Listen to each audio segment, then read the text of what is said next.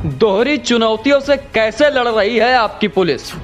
बड़े बड़े माफियाओं और अपराधियों पर करना है नियंत्रण। सभी विधानसभा क्षेत्रों में करवाना है भयमुक्त चुनाव। निर्वाचन आयोग की मंशा और कानूनों का होना है 100% पालन। देखें द इंडियन ओपिनियन के साथ बाराबंकी के पुलिस अधीक्षक अनुराग वत्स से खास बातचीत।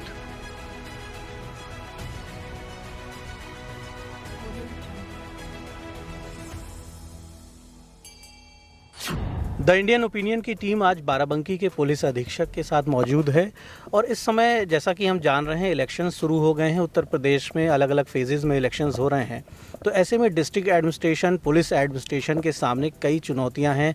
रूटीन की जो पुलिसिंग है, सुरक्षा व्यवस्था पूरे जनपद को देनी है, जन शिकायतों का निस्तारण है, मुकदमों की विवेचना है और उसी में शीर्ष प्राथमिकता पर अब चुनाव का कार्य आ गया है।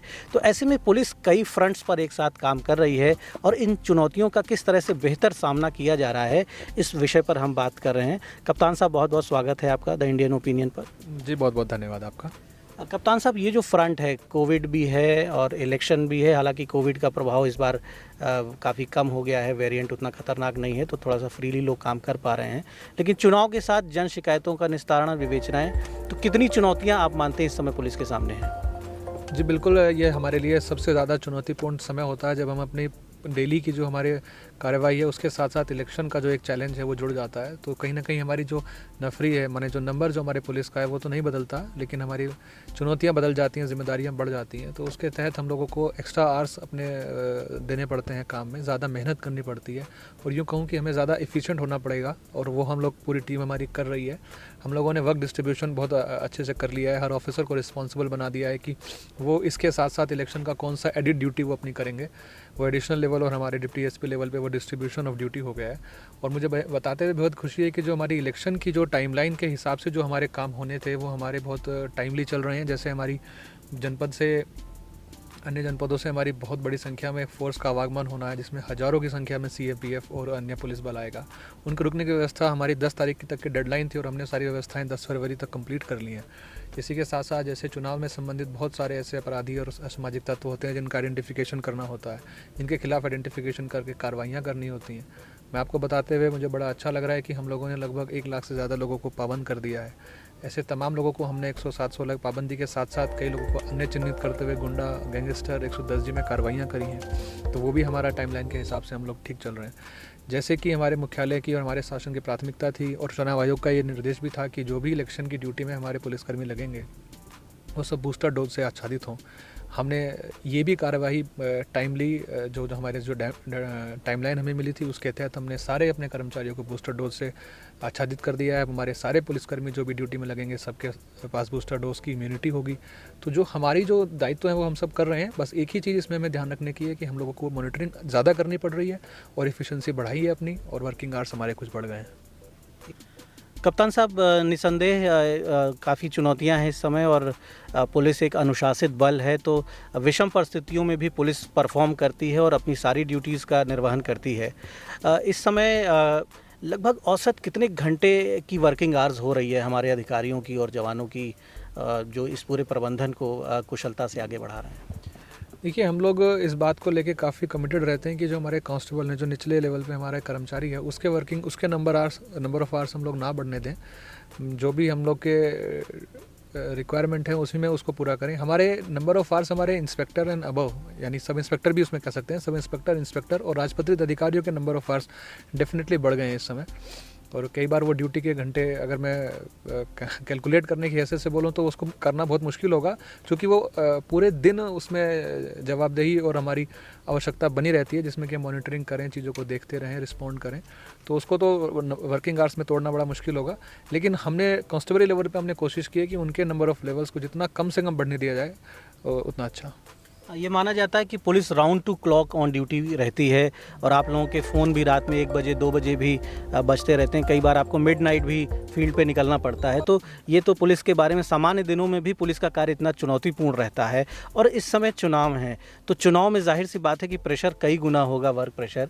कप्तान साहब, दर्शकों को ये भी एक जिज्ञासा रहती है जानने में कि जब वोट करने जाएंगे, पोलिंग बूथ्स की ओर जाएंगे, तो एक उन्हें रहता है, कई बार डर भी रहता है।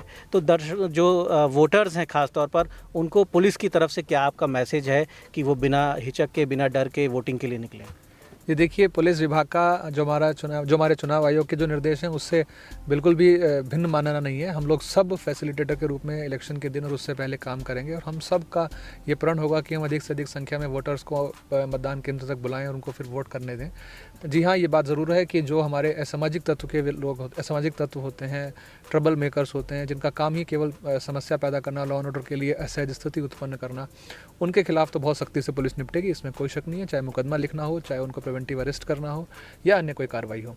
लेकिन साथ ही हमने अपने पुलिस बल को भी ब्रीफ किया है और अभी आने वाले समय में और ब्रीफिंग भी करेंगे कि जो एक डिस्क्रिमिनेटरी तरीके से जो पुलिसिंग होती है, जिसमें अपना डिस्क्रिशन को बहुत पॉजिटिवली यूज़ करना है, राइटली आइडेंटिफाई करना है ऐसे ट्रबल मेकर्स को मतदान केंद्र के बाहर, मतदान केंद्र के अंदर, और उनके खिलाफ कार्रवाई करना, ये एक बहुत आवश्यक बात होती है। हम सभी को एक नज़र से देख के कार्रवाई ना करें, बल्कि आइडेंटिफाई करें, डिस्क्रिमिनेट करें, कौन अच्छा है, कौन अच्छे से अनुशासित तरीके से वोट डालने आया है और अपना डाल के जा रहा है, और कौन वहाँ पर खड़े होकर अनावश्यक विवाद उत्पन्न करने के लिए खड़ा है, परेशानी उत्पन्न करने के लिए खड़ा है। ऐसा डिस्क्रिमिनेशन करें उन दोनों लोगों में और फिर उसके बाद कार्रवाई को सख्ती से पेश आएँ।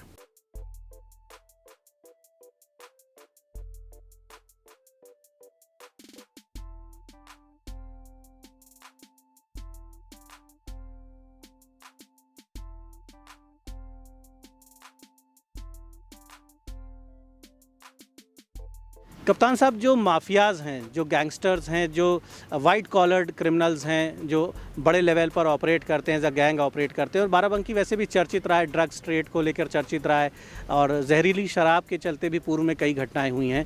तो माफियाज़ चुनाव को न प्रभावित करें, शराब से चुनाव को न प्रभावित किया जाए, गलत तरीके के पैसे का प्रलोभन दे के न प्रभावित किया जाए, और ओवरऑल चुनाव में ताकत का, धन बल का इस्तेमाल ना हो, उसको लेकर क्या गंभीरता पुलिस के द्वारा दिखाई जा रही है? देखिए, हम लोग इसको लेकर बहुत ज़्यादा गंभीर हैं। जो भी हमारे विभिन्न प्रकार के माफिया जनपद में या जनपद के बाहर रह के निवास करते हैं और क्राइम जनपद में करते हैं और क्राइम के पैसे से संपत्ति अर्जित करते हैं, ऐसे माफिया को हमने बहुत रिगरसली आइडेंटिफाई किया है। चाहे वो शराब माफिया हो, चाहे वो खनन माफिया हो, चाहे वो NDPS की तस्करी के माफिया हो, और न केवल आइडेंटिफाई किया, जैसा कि आप जानते हैं कि ऐसे विभिन्न प्रकार के माफियाओं की बड़ी संपत्तियाँ हमने कुर्क की हैं। यदि मैं आपको केवल पिछले महीने का फिगर बताऊं तो हमने लगभग 13 करोड़ की संपत्ति विभिन्न माफियाओं की, NDPS और शराब के माफियाओं की हमने कुर्क की है। इसमें वो शराब माफिया भी हैं जिन्होंने जहरीली शराब की वजह से कुछ लोगों की जान गई थी, ऐसे माफियाओं की भी संपत्ति हमने कुर्क की है। आगे आने वाले समय में भी कुछ माफियाओं की प्रॉपर्टी हमने चिन्हित कर ली है। आप देखेंगे कि अगले एक हफ्ते में ऐसे और माफियाओं की भी ज़मीन कुर्क होगी, संपत्तियाँ कुर्क होंगी। साथ ही जो रायबरेली में जिस माफिया की वजह से घटना हुई, जो उसमें वांछित चल रहा था, उसकी भी प्रॉपर्टी हमने कुर्क की है और आने वाले समय में और प्रॉपर्टी भी कुर्क की जाएगी। ये संदेश बड़ा स्पष्ट है कि माफिया जिसने अपराध करके धन कमाया है, उसके हम धन को कुर्क करेंगे, उसके खिलाफ गैंगस्टर एक्ट में कार्रवाई करेंगे। जैसे पिछले महीने हमने लगभग 60 लोगों के खिलाफ गैंगस्टर एक्ट में कार्रवाई की है। ये कार्रवाई आगे भी चलेगी, न केवल चुनाव बल्कि अन्य तरीके से भी जनपद में कानून व्यवस्था को प्रभावित किसी भी माफिया द्वारा नहीं करने दिया जाएगा। तो एक स्पष्ट चेतावनी है अपराधियों के लिए, एक स्पष्ट वार्निंग है उन माफियाज़ के लिए जो वाइट कॉलर्ड हैं, जो खुद को छिपा कर हिडन वे में भी ऑपरेट करते हैं और कई बार उनके कारनामे उजागर भी होते हैं। बाराबंकी पुलिस पूरी तरह से तैयार है चुनाव के लिए, सारी चुनौतियों का सामना करने के लिए तैयार है। जन शिकायतों का निस्तारण किया जाएगा, लोगों की मदद की जाएगी, लोगों के जो रूटीन पुलिसिंग में जो लोगों की अपेक्षाएं हैं उसको भी पूरा करेंगे और चुनाव का भी निष्पक्ष रूप से संचालन कराएंगे। तो ये ज़रूरी है बाराबंकी के लोगों के लिए कि बढ़ चढ़ कर मतदान करें और जो भी पुलिस प्रशासन के निर्देश हैं उनका गंभीरता से पालन करते हुए चुनाव में प्रतिभाग करें। द इंडियन ओपिनियन के लिए बाराबंकी से दीपक मिश्रा।